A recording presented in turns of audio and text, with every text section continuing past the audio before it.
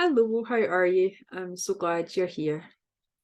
So today I thought we'd talk a wee bit more about pain and what the actual definition of pain is, and some reasons why it can become chronic and persistent. So if you had to define pain, if you had to describe to somebody what pain was who had never heard of the word, what do you think you would say? What kind of words would you use to describe pain, to define it to someone who didn't know what it was? It's probably something that's quite hard to do, although we all experience pain and we all have, various experiences of pain throughout our lives. It's maybe quite a hard word to actually define. So what I'll do is I'll read you the definition from the IASP, which was issued in 2020, and see what you think of this as a definition. So pain is an unpleasant sensory and emotional experience associated with or resembling that associated with actual or potential tissue damage. So what do you think about that? So is that the kind of words you would expect to hear? I'll read it again, and it's the text of it's in your email. An unpleasant sensory and emotional experience associated with or resembling that associated with actual or potential tissue damage. So I think the words that maybe you wouldn't expect so much there would be emotional experience. I think we would agree that pain's a sensory experience. You would say, it's a sensation that you get in your back or your leg or over your body or wherever you're feeling it. You would say it's a sensory experience, but would you expect the word emotional to be there in the definition of pain? And I think the other interesting word is potential tissue damage. So it's not saying that it always happens as a result of tissue damage. It's saying even where there's potential for tissue damage, then pain can arise. Now, if you think about we talked before about the construction worker with the boot and the nail going through his boot, then that shows you a good example of potential damage causing significant pain, because we know there was no damage to his foot, but he thought there was. So the potential was there for the damage. So he experienced the pain. But in terms of the emotional experience, that's often not a word that people would put in a definition of pain. And I think if you go back even maybe 10 years or so, that wouldn't be in a definition of pain. So it's a recognition now that pain is never just a physical experience. It's never just an sensory experience in your body. There's always an emotional component to it. And the definition actually goes on further to say it's not just even that, but it's also influenced by your life experiences, by your understanding of pain, by the implications of what the pain would mean for you in terms of what might be the cause. So it goes on to say that, and that sort of ties in with my sort of three dimensions that I like to say for pain, which is pain always is in terms of the brain, the body, and the background. So there's always the three different components at play there. It's never just a straightforward physical experience. But it's really good that that's now in an official definition, because it gives it a bit more sort of meat behind it, and it lets us see that there's recognition now that it's always about more than just the sensation that you're feeling in your body, and that's really, really important to recognise that and acknowledge that. But why does pain become chronic? That doesn't really explain to us why pain becomes a chronic or persistent problem. So there's a couple of reasons that we know now that are responsible or can be responsible for pain continuing and becoming sort of chronic problem. So in terms, again, of if we're doing a definition day, the sort of official definition of chronic pain or chronic symptoms are those that continue after 3 months, because that's generally thought to be the sort of normal period in which any sort of damage should have healed. So if there is damage there, within 3 month period, it should be resolving and things should be improving. So that's the kind of time period that we're talking. So why then does it become chronic? Well, the sort of main reason is after an injury or illness is the pathways forget to turn off. So the pathways become sensitized as a result of the injury or the pain being there, and they forget to switch off. So the signals continue to be sent even after the problem has resolved. So that's a common way that after an injury or an illness, we continue to get pain when we know there's no longer any structural damage. And that's quite a common thing that I see with people who maybe have had an injury or they've been unwell and they've had treatment, rehabilitation, whatever the kind of appropriate treatment has happened, and the problem persists. And what you'll sometimes be told at that point is your problem has become a functional problem. That's a phrase you might hear if that's the case for you. When your symptoms haven't resolved, but the actual original cause has gone away, has resolved. So that could be after maybe a break or a fracture, or after surgery, after a back injury, anything like that.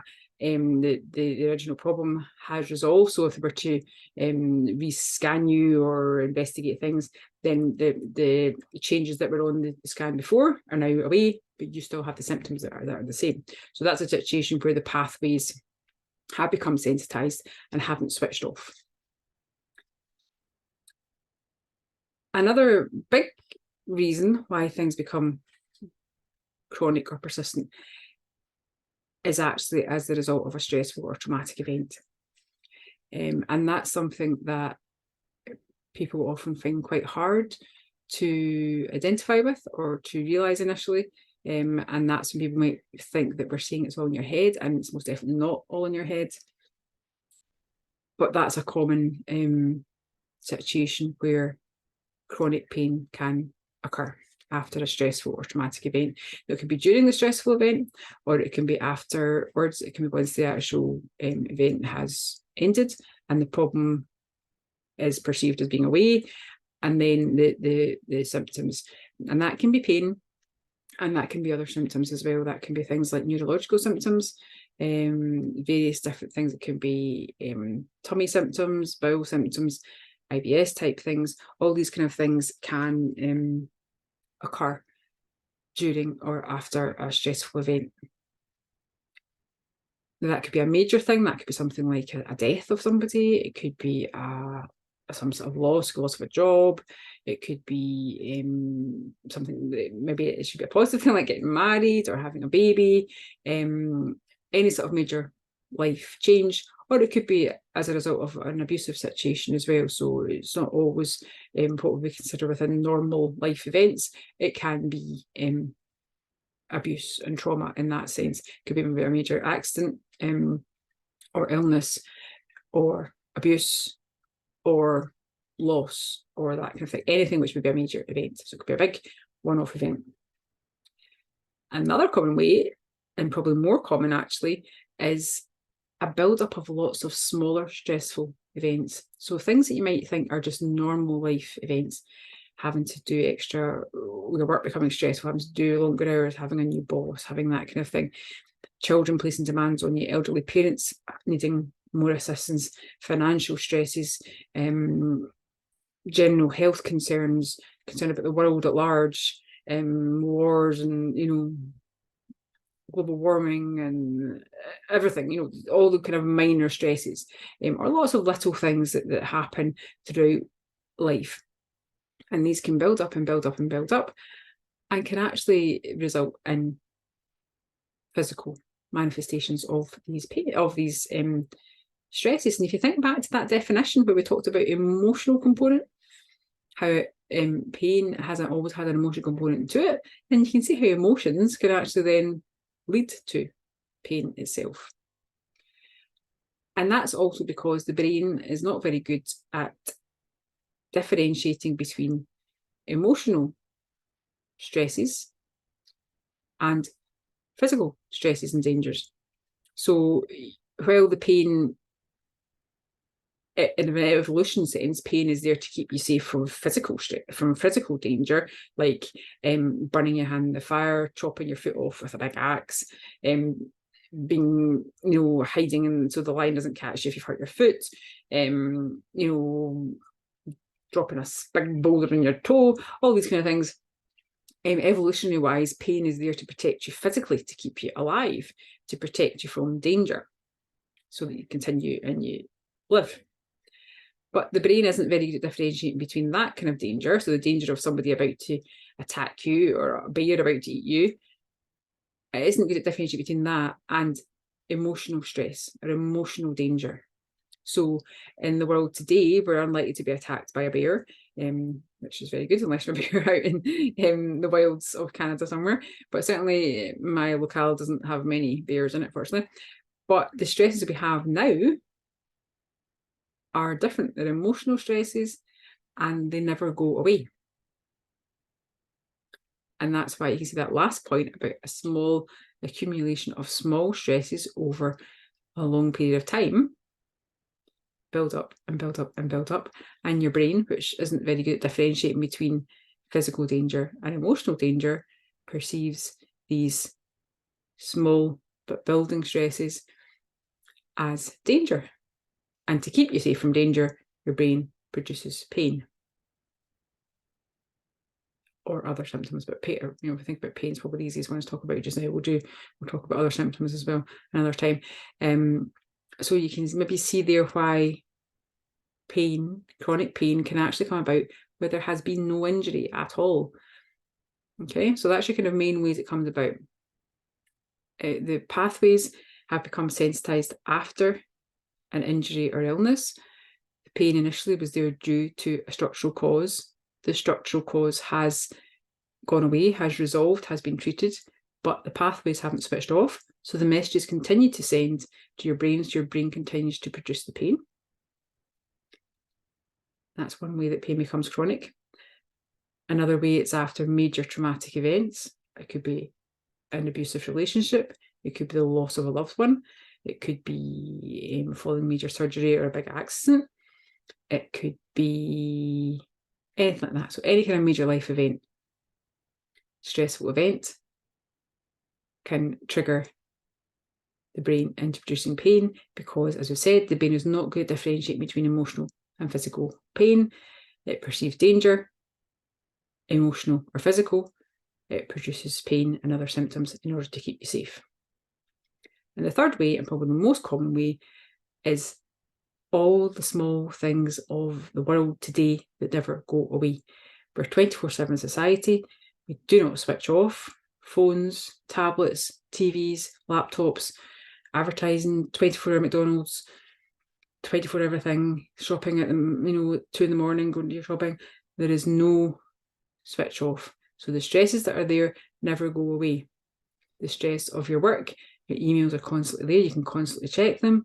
Your phone's there, the news is 24/7, increasing demands placed upon you. You may be working, you've got children, you've got elderly parents, you've got a house, you've got financial stress, you've got the world stress, you've got everything going on like that, all these small things. Pressure, pressure, pressure, putting the pressure on all the time. Your brain perceives danger, doesn't differentiate whether it's emotional or physical danger, pain produced to keep you safe. And that's how we can get chronic pain even when there has been no injury at all. Okay. And you see hopefully how that links back to the official definition, which includes the word emotional in it. The official definition again, an unpleasant sensory and emotional experience associated with or resembling actual or potential tissue damage. So it can sound quite complicated, and it is quite complicated, and it goes against what we generally think, that pain can occur when there isn't anything going on physically. Either a physical problem that's gone away, so we immediately think, oh, maybe it's not going away, maybe there is still something wrong there, or there's actually been no physical thing at all. It's been emotional stress, emotional danger, and the brain is producing the pain to protect us from that. Okay, so I hope that hasn't caused even more confusion, and it started to give you a wee insight into the complexities of pain and how it's always got the three components: the brain, the body, and the background, and how we can get pain even when there isn't any damage there. Okay, as always, I'd love to hear from you if you get anything you'd like to ask or any comments on this, and I'll see you again soon. Bye for now.